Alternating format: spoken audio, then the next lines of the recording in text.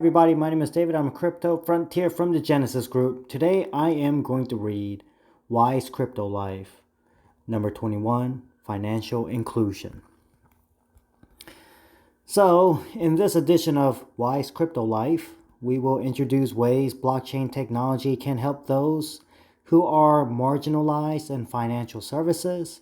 At the 2021 Soul Money Show, David Lee, a professor at Singapore University of Social Sciences, said blockchain technology can reduce the financially underprivileged by ensuring that no one is excluded from the market. Let's dive into the concepts of financial exclusion and final inclusion and how blockchain will change them. All right, so let's go on. Let's say financial exclusion. The term financial alienation refers to the inequality of financial service opportunities experienced by the social disadvantaged. Most of us enjoy the dazzling development of digital finance and its services on a daily basis. However, as technology advances, the gap between those who benefit from it and those who don't is bound to widen. There are still many countries that lack financial institutions and financial systems outside of Korea. Many countries are not yet politically and economically stable, have inaccessible financial systems, and often devalue their currencies to maintain power in the country. And so that is true. You see a lot of countries that are underdeveloped, and unfortunately, their government has not established a steady, solid foundation for every one of their citizens to be involved in the development of their country, especially in terms of economic wealth. And so, I imagine you still have countries out there where, there's not everyone can even get a credit card.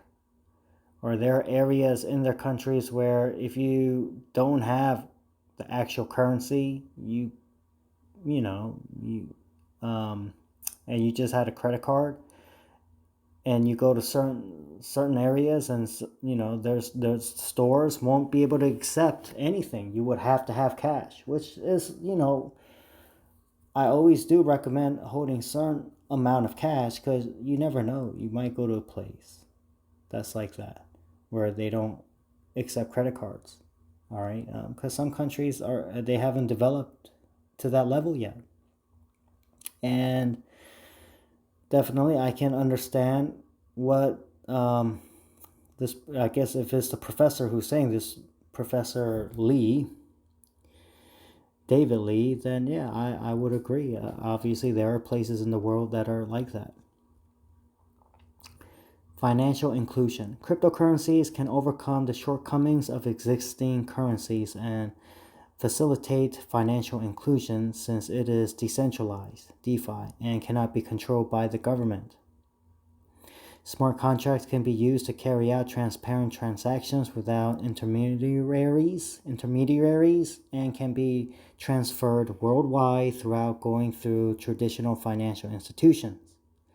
Because of these disadvantages, even those without bank accounts or credit cards will be able to make transactions using cryptocurrencies.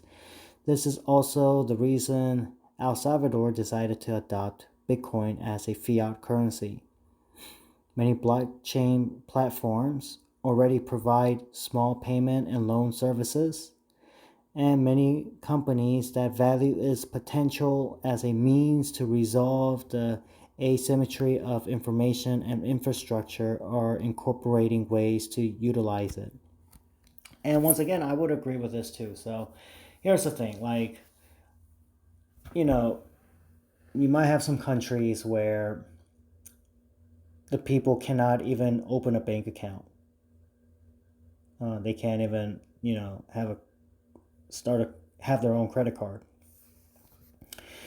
And what is the only way that they can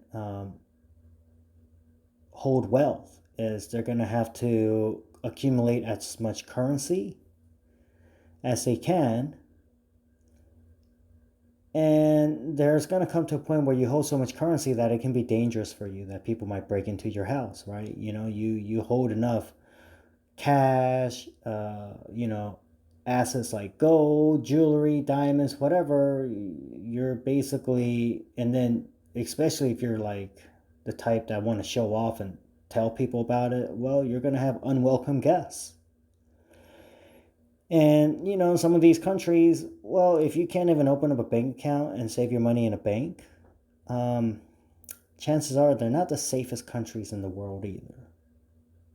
And so the thing about cryptocurrencies is it does allow somebody in that type of situation, as long as they have a smartphone, it gives them the ability to store wealth through cryptocurrencies into their crypto wallets.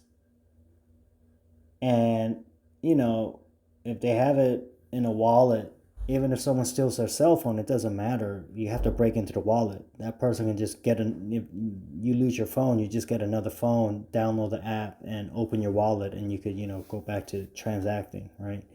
And so, yeah, that is definitely a way where it allows anyone from any part of the world, depending on if they have a smartphone device, to be financially included into the system, because it is decentralized, right? Where the government can't print more of it, the government doesn't control it. It is basically run by the people who are involved, just the random person, regular Joe off the street. All right, so let's move on. The next step is to assimilate this technology and create a foundation to assist the financially underprivileged engage in financial activities. Although it will take a lot of time and effort, it is a possibility that can better the lives of those who have been marginalized thus far. There is hope that one day complete financial inclusion will become a reality and everybody will be able to lead a free economic life. That's always the hope and dream for everyone, right? We all want everybody to get that opportunity to be able to create their own wealth, to work hard, to be able to save money and invest money, to grow their money, to continue to work hard, and, just be for everyone to live the dream, live that successful life if they choose to go for it. And it is true, depending on what part of the world you're living in right now, that is, unfortunately, you don't have that opportunity. You can't even open up a bank account, get a credit card. Or there are parts of the world where, you go visit and you try to purchase something with a credit card, they'll be like, what are you talking about? We don't have a credit card. And so I can definitely see how cryptocurrencies, decentralized assets can help those people where, you're giving somebody in a third world country or whatever situation they're in, as long as they have access to a phone, to accumulate wealth in a wallet where it's safe and only they know the password or the key code. And so, only they have access to it, even if someone steals their phone and they have to go get another one, whatever the case is. It definitely does give people who had no opportunity some possible opportunities to really just, go for, head for the stars, right? So definitely, I think this is an awesome article. Okay.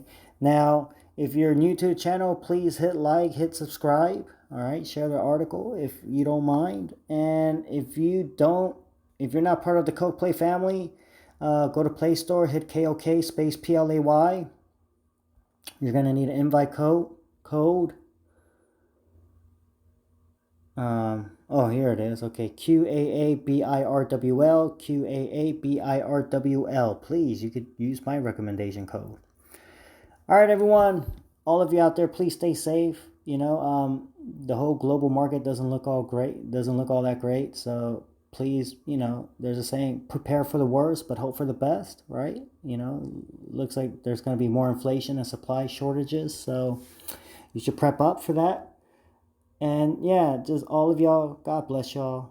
Stay safe and coke on.